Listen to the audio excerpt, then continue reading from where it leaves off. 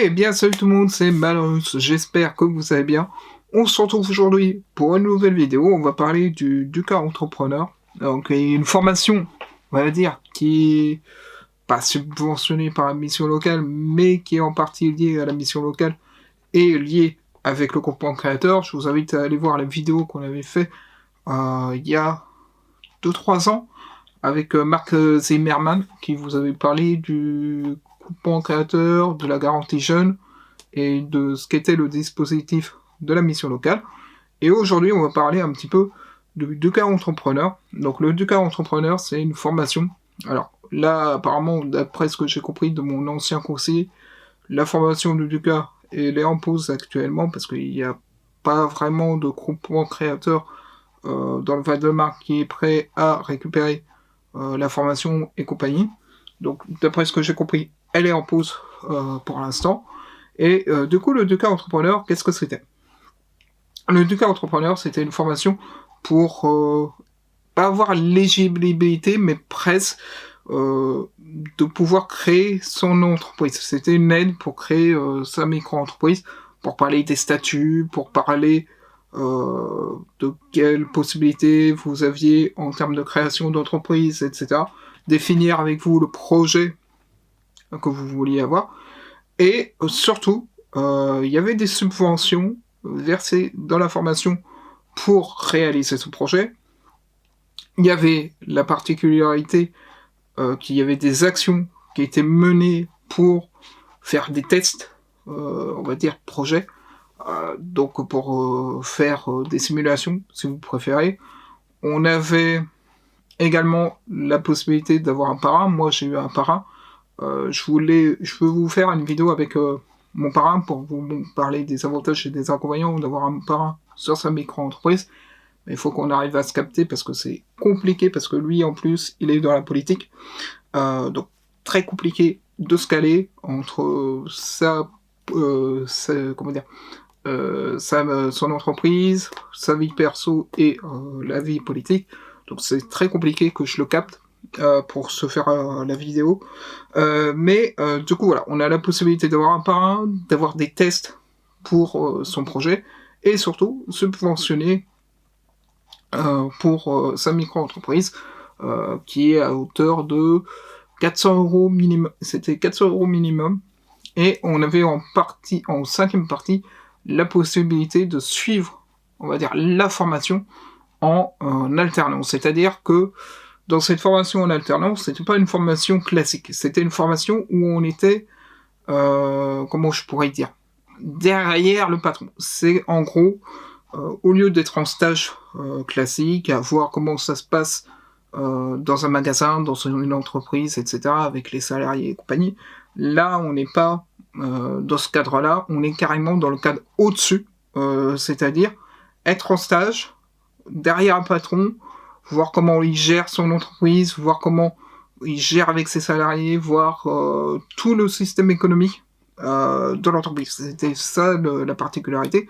Malheureusement, moi, j'ai pas pu suivre la formation en alternance, parce que j'ai pas trouvé d'alternance, mais on avait la possibilité de la formation continue. Et la formation continue, c'était justement avoir des subventions pour pouvoir à la fois suivre en parallèle la formation, mais aussi pour pouvoir surtout subventionner son entreprise. Donc ça a permis d'acheter un petit peu de matos, notamment tout le matos vidéo que j'ai actuellement, c'est grâce à ça en partie, et la mission locale avec la garantie jeune, que j'ai pu avoir tout le matos, que ce soit la Canon, que ce soit l'ordinateur portable, la softbox, bref, il y a pas mal de matos qui ont été subventionnés grâce à la formation et grâce à la mission locale. Donc en tout cas, aujourd'hui on peut dire que j'ai réussi à faire ma micro-entreprise, mon métier, même si ça marche pas, on va dire, de fou furieux. Et du coup, dans la formation du cas entrepreneur, en plus d'avoir des tests pour... quand je dis des tests, c'était un petit peu, pas des after-work, mais l'équivalent, c'était des événements où on pouvait essayer de faire des tests de produits, ce genre de choses, si on avait des produits à faire, à mettre en place, on pouvait les tester, surtout les tester devant le jury. Moi, j'avais fait durant les 3 jurys, parce qu'on a un premier jury qui nous permet d'accéder à la formation, où on doit parler de notre projet, etc. Alors moi, ça avait rien à voir au début avec la prestation de tournage et montage vidéo, c'était plus axé sur la vente. J'avais refait un espèce de shop sur Minecraft, etc. En projetant un petit peu. Mais bon, ça a changé au fur et à mesure. Et avant de devenir la prestation de tournage et de montage. Mais ce que je veux dire, c'est qu'on peut avoir des simulations avec les jurys à ce niveau-là. Moi, j'avais fait pas un court-métrage, mais on va dire un scénario du fait que quand j'arrivais devant le jury, je venais avec mes caméras en mode comme si c'était une prestation, quoi, en mode prestation de tournage. Je venais pour montrer un petit peu comment c'était, etc. Donc ça, c'était assez bien. Et surtout, du coup, vu qu'on était en formation, on avait accès à des clients. Moi, j'ai eu accès à des clients pour aller faire de la vidéo dans le cadre de cette formation-là. Et donc, du coup, voilà. Donc, c'était tout un groupement qui te mettait en réseau avec d'autres professionnels, qui te permettait d'avoir des événements. Ça, c'était bien pratique pour essayer d'étouffer un petit peu ton projet, etc. T'avais trois examens qui te permettaient d'étoffer ta micro-entreprise, ton projet et compagnie. Petite anecdote, le troisième examen, manque de bol pour moi, j'avais eu le décès de la grand-mère la veille, alors je vous explique pas dans l'état dans lequel j'étais pour passer l'examen. J'étais super crevé, j'étais totalement mort parce que en plus on avait commencé à vider l'appartement, etc. parce qu'il y avait des délais et compagnie. Bien sûr, c'était au mois d'août, donc on était totalement rincés. En plus des obsèques, etc. réglés, ça a été la galère, mais bon, bref, passons, ça c'était la petite anecdote. Ce qu'il y avait de cool aussi, c'est que c'est pas, on va dire, des profs, même si c'était en cours, c'est pas des profs pris à partie. C'est-à-dire que c'est des gens qui vont venir sur la partie économique, sur la partie création, sur la partie entreprise, bref, il y a plein de spécificités. Et notamment, il y avait mon conseiller qui venait faire les cours sur les statuts d'entreprise, sur les trucs comme ça.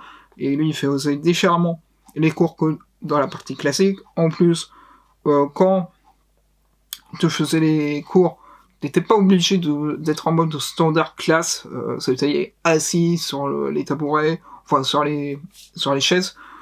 Tu pouvais être avec ton ordinateur pour écrire.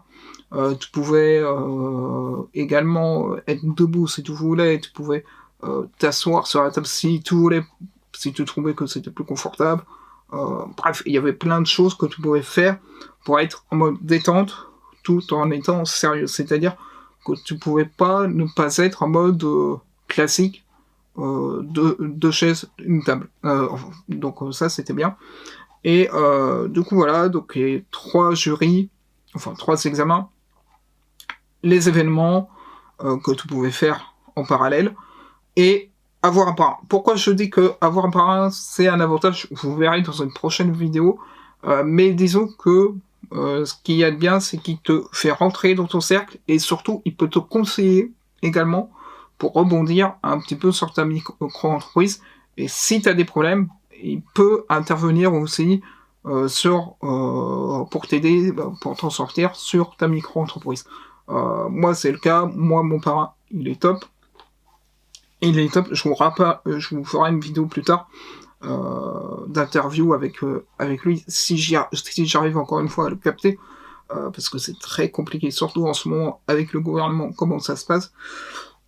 C'est très très compliqué à le choper. Bon, il est pas dans le gouvernement, je vous assure, il est pas à l'Assemblée.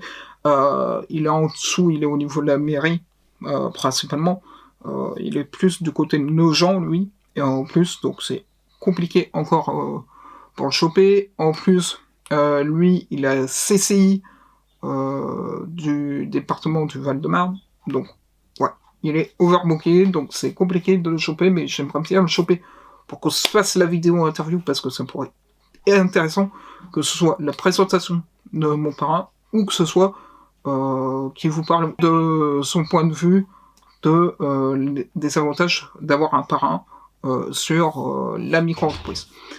Bref, en tout cas voilà, le DK Entrepreneur, une super formation, même si actuellement elle est en pause. En tout cas, si vous avez des missions locales près de chez vous, je vous invite à vous inscrire là-bas, que ce soit pour la garantie jeune, que ce soit également pour le groupement créateur. Je vous invite pour ces deux-là à y aller parce qu'il y a de belles opportunités, que ce soit pour la création d'entreprises, que ce soit pour tout un tas de formations. Nous, avec la mission locale des Champigny Bord-de-Marne, il y a la spécificité également qui a la classe alpha. Marc Zimmerman, vous en avez parlé, je vous invite à retourner voir la vidéo. Bref, il y a vraiment plein de choses, donc n'hésitez pas à aller voir à ce niveau-là. Mais s'il y a 3 points à retenir concernant le DK Entrepreneur, c'est qu'il y a 3 passages d'examen et il y a des événements que vous pouvez mettre en pratique votre micro-entreprise, enfin votre projet, ça c'est plutôt cool. Et 3e point, c'est surtout que vous avez l'avantage d'avoir un parrain qui va vous conseiller sur votre projet, qui va essayer de vous faire rentrer dans son réseau. Alors, l'idéal serait d'avoir un parrain qui fait la même chose que vous. Moi, c'est le cas. Lui, il est dans la prestation de tournage et de montage vidéo. Et, comme je vous l'ai dit en plus, il est dans la politique et il est dans la chambre de commerce et de l'industrie. Donc, du coup, on va dire que c'est un plutôt bon point. Même si moi, de mon côté, la micro-entreprise, ça n'arrive pas à décoller forcément topissime. Surtout avec le travail avec Intermarché, en ce moment, c'est compliqué de pouvoir me mettre sur la micro-entreprise dû aux horaires que l'on fait. Mais du coup, voilà. Donc, j'espère en tout cas que la vidéo vous aura plu. Si c'est le cas, n'hésitez pas à mettre un petit pouce bleu et à commenter si vous voulez avoir un peu plus de informations concernant le DK Entrepreneur. Encore une fois, de ce que j'ai compris de la part de mon conseiller de la mission locale, le DK Entrepreneur est mis sur pause pour l'instant. Donc je ne sais pas quand est-ce que ça va reprendre. Si j'ai des infos, j'essaierai de vous les faire passer. Mais voilà. Sur ce, je vous dis bye tout le monde et à la semaine prochaine.